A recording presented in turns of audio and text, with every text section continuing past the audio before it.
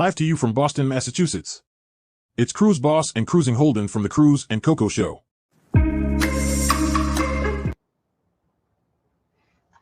Hey guys, welcome back to another great Cruise Boss episode.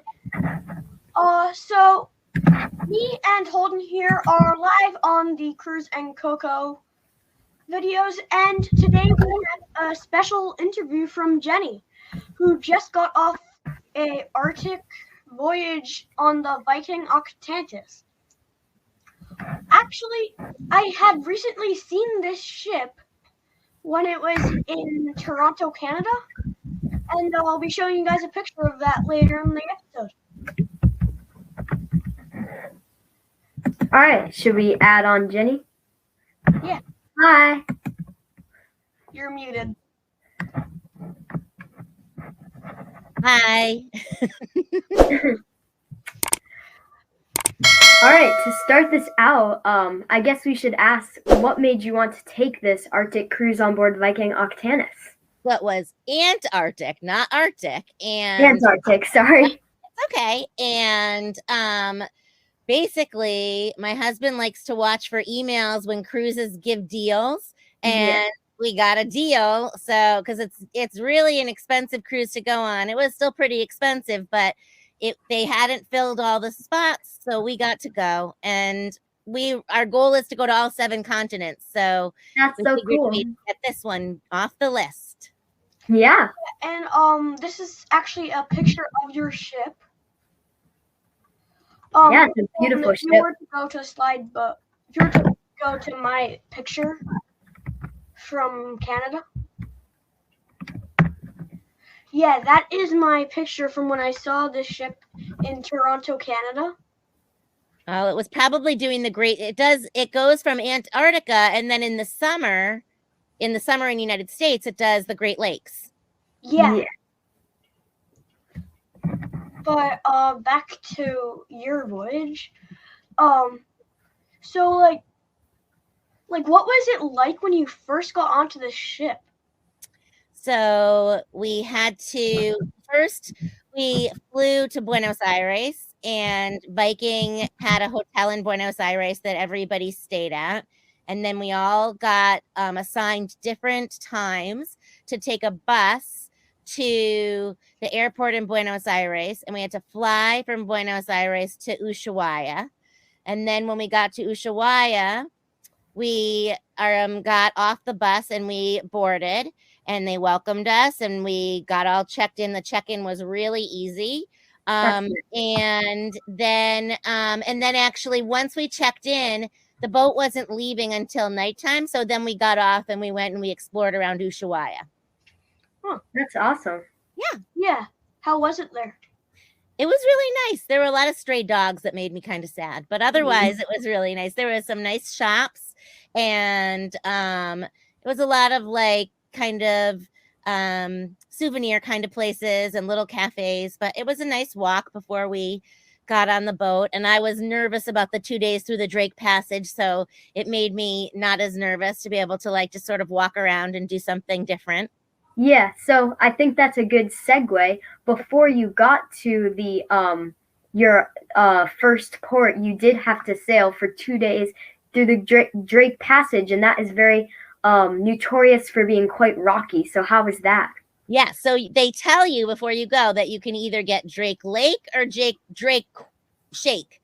So, and you never know what you're going to get. I sent Nate a little clip of one of the waves coming up to the windows. So would you like to play that, Holden? You want to play it? Yeah, we'll try to get that up. All right, but yeah, that is. Well, it was pretty rocky. I mean, I've been on a lot of cruises. It wasn't really that much rockier than any other really rocky day at sea, but it was definitely like when you were walking, you would be sort of walking like this, and waves came up really high. And they have a really cool place called the Tide in the bottom that most people don't know about. And we went down there and we could watch the waves, and that's kind of where that video was from. Yeah, so I just got up the video, so I'm just going to play this for you guys quickly. that was one of the big waves. It was hard to catch them all, but yeah, it was a lot. And we wore sea bands just because in case we thought we might get seasick. And we took we weren't take anything, but then I started to not feel great the first night, so then I took some medicine, and then I was fine the rest of the time. And the sea bands are the one that put like pressure right there, right? Mm-hmm. Okay. So after those 2 sea days, you arrived at your first port, correct? That's and right. And that was what's that called? Nico Harbor, I believe. I think it was Nico Harbor. So what did you do there? So some of them we didn't actually get off at because there was nowhere to go on land, and some of them. But Nico Harbor, let me look. I'm pretty sure that one that we did. That's one of the ones we got off, and we got to see some Gen 2 penguins, and they were molting. So they were just standing still because when they are molting, they have to conserve energy. So they were just standing very still and not moving. And there was a seal that was also lying there. And there was also a lot of these places, these ports had old research stations that were abandoned. So when you went into them, it was like walking back in time. There was like cans of food from the 60s, and it was pretty cool. Well, wow, that's awesome. And speaking of penguins, I wanted to know if you knew like about how many penguins you happened to see. I don't know how many we saw a lot of penguins, but we did see a couple of different kinds. We saw Gen 2, we saw Chinstrap, and I forget the third one that we saw. But we did see a lot of penguins, and in one of the places we went, it was a nesting area. So you could see all the penguins standing, and penguins make what's called penguin highways. So they walk from their nest down to the water, and they have to carve sort of a highway into the snow. And we walked right in those highways, right with the penguins. Oh, that's cool. It was cool. Yeah, Holden, would you like to do the next one? Well, it looks like Holden's frozen right now, so I'll do it. So at your next port, I believe it was like Fournier Bay. Yeah, Fournier Bay. Yep. They all kind of blended together because they were pretty much the same every day. You could get off and go on a rib boat, and they would take you on a raft around and just look at different things. We saw lots of icebergs, and we saw glaciers, and we saw a lot of whales too. Oh, and speaking of whales, I happen to have a video of some whales in here. The one that I sent you, the pilot whales? Yeah. That was really cool. There were about 300 pilot whales that were swimming around the boat, they said. That is crazy. Yeah, and I had never seen pilot whales before. So, I'm going to be showing this quick video of the pilot whales.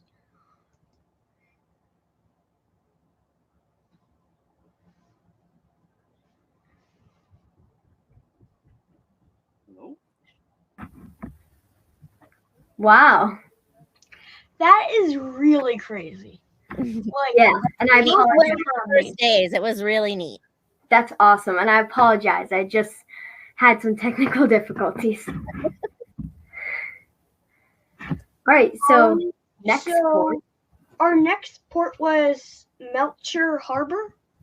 Yep, again, they all blend together. So probably more whales and penguins. Do you want me to tell you some things about the boat? Sure. So the boat was really cool because at the back of the boat, there was 3 different pools. There was a really cold pool, a really hot pool, and then like a medium pool. And you were supposed to go from really hot to really cold, or really cold to really hot, and then go into the medium. So they had that. And then one day so that is really cool because in my Latin class at school, we've actually been learning about how they've been doing that in like their baths. Yeah, I that's really exactly what it want to was. see how they've still been doing this. Yeah, and in their spa area, they have all these things where you could go into a really cold room or a really hot room. You're supposed to like go into different temperatures and things like that. And they also, this boat had a submarine, but only 6 people at a time could go on the submarine, and they only sent them out about 6 times a day.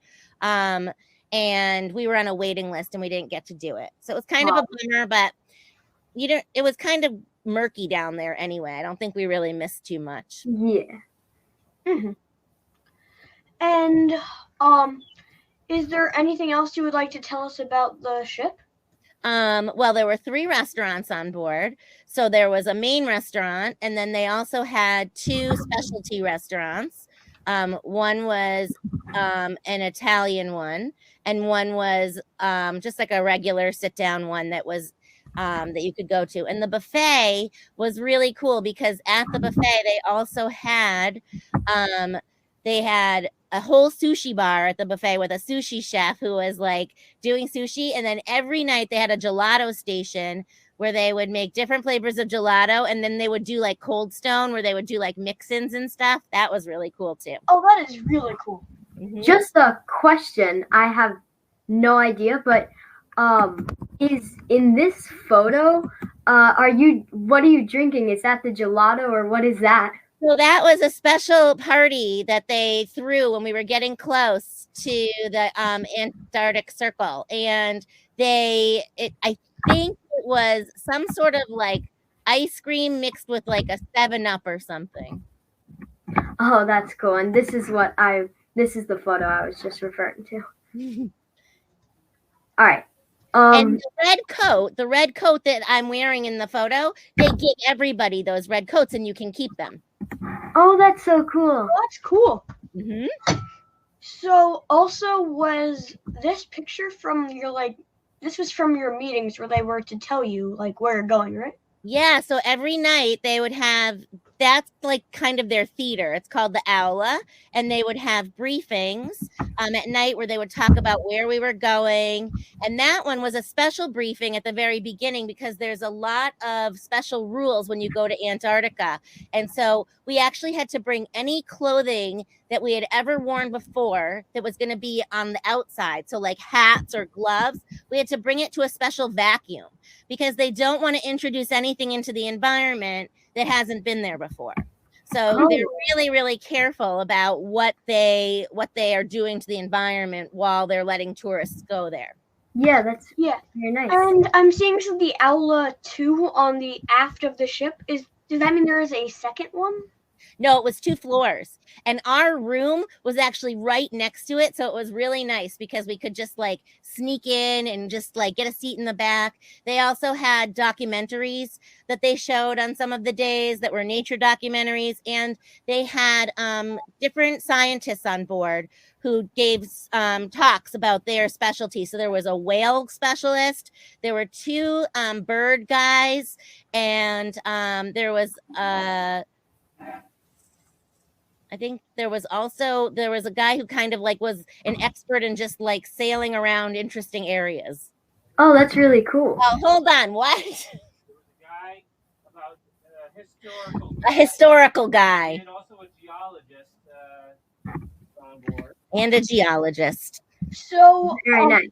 I actually I know someone who does this thing on cruises where he goes and does a talk about history. Oh. And apparently that is one of the best jobs you can get on a cruise because you get to eat with all the passengers. You get a normal cabin and everything. So you're on a cruise ship, but you actually get to enjoy it. Yeah, all of the people that were working there were like those kinds of people that were like the specialists. They would just eat in the dining room and they were just like around during the day. There was a kayak specialist. We saw him around a lot.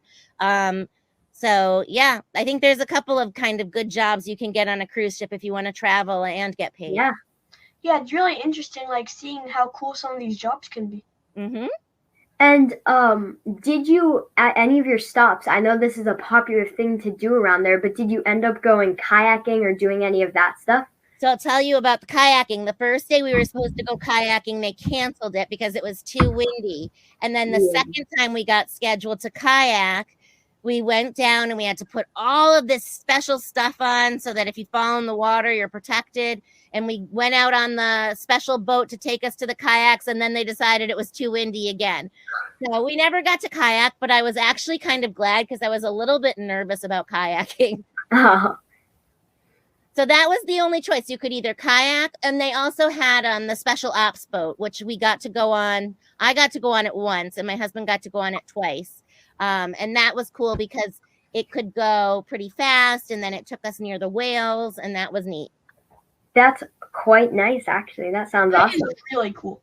And going back to what you're saying about the buffet, that's nice that you enjoyed it because from experience and just some things around it, I know some buffets are just but that one sounds quite nice. It was because they it was kind of their main dining. They didn't have enough seats, or they said that you couldn't go to the main dining room unless you made reservations, but we ended up having no problem going. But it was nice that it was a nice option if you didn't have the availability of the other two restaurants.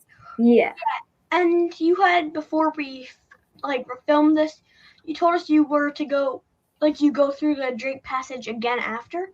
Yep. Was it the same experience, or was it better or worse? I actually think, I didn't feel sick at all, and I knew what to expect, but I actually think when we started to go back out of it, it was probably rockier than the first time, but then the second day was very, very calm water.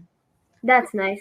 Yeah. I know from experience going on cruises, it can be one day it's like you think, I don't know, this is crazy, and then the next day it's like you don't see a ripple in the water. Yeah, that's exactly right. Yeah, and I meant to ask you this in the beginning of the episode, but I forgot all about it.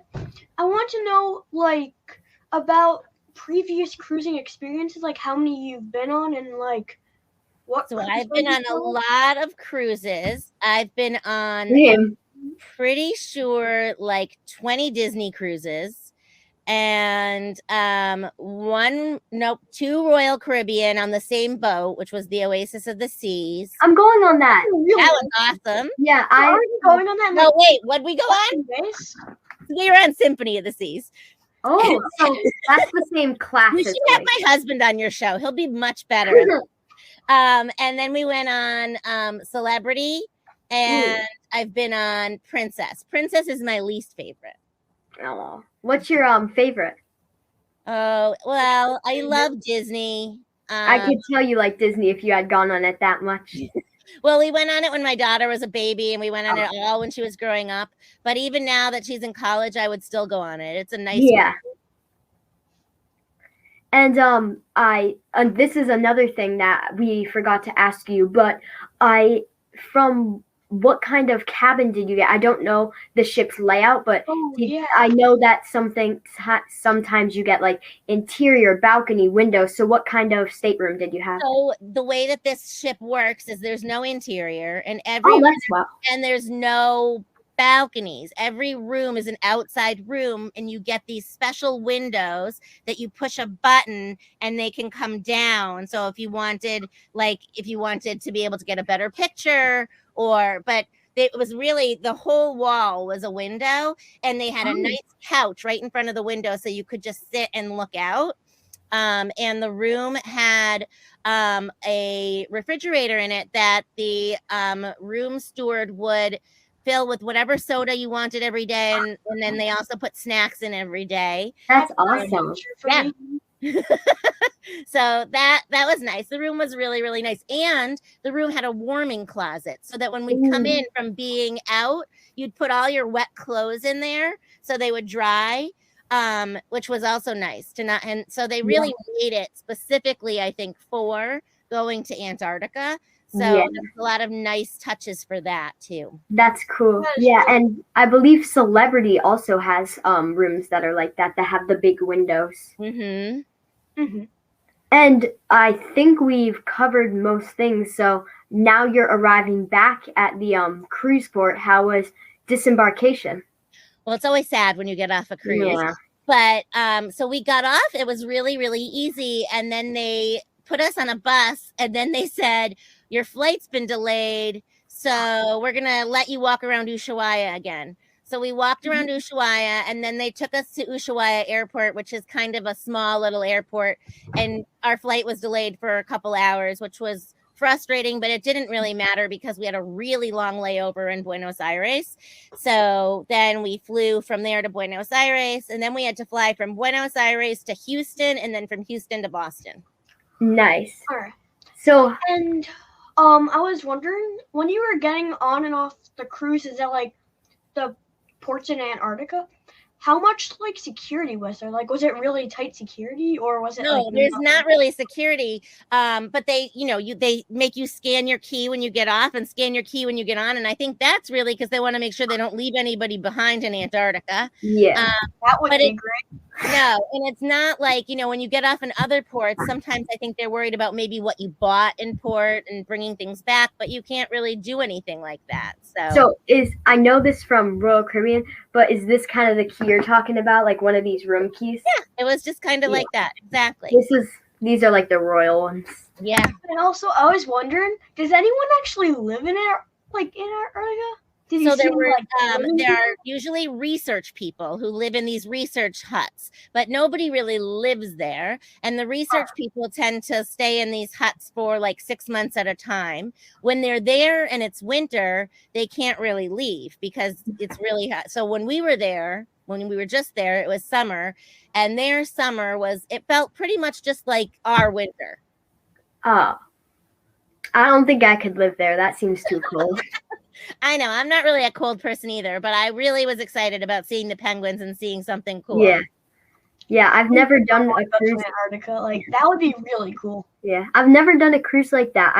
I've gone on quite a couple cruises. Like, my whole YouTube channel is all about cruising and travel, but we always do like the tropical ones, so the Caribbean or Mexico. Yeah. Right. Most And people. by the way, make sure to check out Holden's channel, like and subscribe, and hit the bell. Yeah. All right. Thank you so much for joining us. Yeah. Hopefully we will see you again on this channel. Yeah. It's been so fun having you. Yeah. Thanks for having me, guys. You're welcome. We really appreciate it. Okay, bye. Bye. Hey guys. So now that we are done with our interview that we recorded a few days ago, I just wanted to do a little bit of cruise news before we ended today. So to start off with some cruises, Royal Caribbean is going to remove all sky pads on their ships. I'm very sad about this because the sky pad is one of my favorite Royal Caribbean attractions, and I'm very sad to see it leave the cruise line. The reasoning for the removal is because a couple years ago, someone actually fell off of the sky pad because they did a flip and they broke their pelvis, I believe, and then they got sued for $10 million, so they were pretty much forced to remove it from all ships. Well, like, the thing is, that guy, like, it's kind of his fault. Like, you're not supposed. I think he fell off doing a flip, and I know you're not supposed to do flips, but they should still be safe. So it's a bit of his fault, but also it's a bit of Royal's fault because you can't have an attraction at sea that's not safe. That's true. All right. And for our next news, the Norwegian CEO steps down from office. Yeah, we've actually been seeing this a lot recently for some reason. The Carnival CEO stepped down a bit ago, and now now Norwegian, not Royal. And yeah. I swear soon it's gonna be like Royal Caribbean and then Viking maybe. Yeah. But everyone's stepping down from and office. now I think the head of Norwegian Cruise Line. So I believe it's the head of Norwegian Cruise Line group, the one that overlooks all the cruise lines, is stepping down. So then And our president's going to take the CEO role, I think. Yeah. Another NCL story, which is kind of a good segue. NCL is actually going to be going back to the online muster drill. That is amazing. Like, I can't complain. Yeah. it is so much better than a normal muster drill. Yeah, Like, when you're in person and everything, it's torture. And it's not an April Fool's joke that it'll hopefully be coming back on April 1st. Yeah, and also with NCL, they are adding Beetlejuice on the NCL Viva. Sounds like an awesome show, and from little sneak peeks I've seen, it looks quite nice. A lot of NCL stories this week. Yeah. And for our final news, more Lighthouse Point sailings are gonna be, well, like they're being added, I guess. Yeah, Disney has added some sailings to Lighthouse Point on board their ships. I believe it will be in the summer of 2024. What I've been surprised about, when they announced this island, I was like, oh my gosh, it's Disney. It's going to be something huge. But I feel like with Castaway Cay and then this island, it's like Coco Cay, for instance, has like the tallest waterside in North America, all this stuff. And I feel like Disney would do something like that because they're Disney. And they even have a whole theme park. So I feel like they would add something cool. But when I saw the plans, it's really just an island. It has some art and some food, and really that's it. Well, like, it definitely could be more. Like, I'm still really excited about this, and hopefully I'll Yeah. be there. But I've seen so many better things. Mm-hmm. Like, they run multiple amusement parks just around the world, Yeah. and they're just building this. Like, it could be so much better. Yeah. But thank you. Roller coasters. Yeah, they're Disney. Well, thank you so much for watching this Cruise&Cocoa. I know it was a long one, but I hope you did enjoy our interview with Jennie. And yeah. Yeah, I cannot wait to see you guys on the next episode. Hopefully soon we should also be getting an interview from the one and only Cruising Holden, who is actually here. And he will be telling us all about his voyage on the Oasis of the Seas. Yeah.